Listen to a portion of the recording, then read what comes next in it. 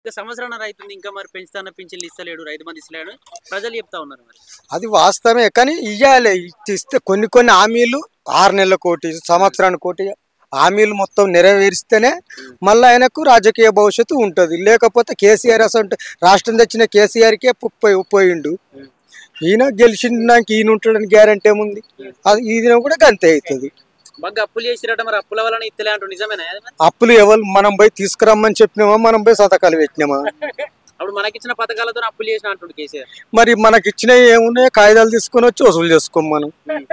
రైతు బంధు రుణమాఫీ చేసిన అని చెప్తున్నారు. అదే చేసిండు ఇవాళ చేసిండంటే నువ్వు గెలవడానికి చేసినవా సంపాదించుకోవడానికి చేసినవా? రూపాయి ఇచ్చి 2 రూపాయలు సంపాదించుకోవచ్చు. మేము చూడనైతే రాలేగా లెక్కలు, మాకేం తెలియదు కదా.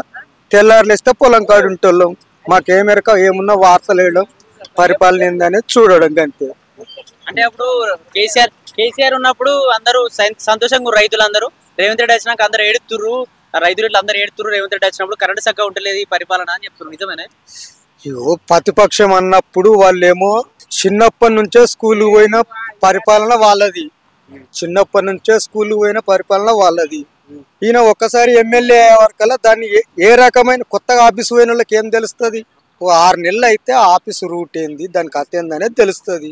ఈయనకు కూడా టైం పడుతుండొచ్చు. ఎన్ని రోజులు పడుతుండొచ్చు మరి? అరే ఎన్ని రోజులు అంటే ఇట్నే ఉంటే ఈయనది కూడా గట్టినే అవుతుంది. గంతే ఇక.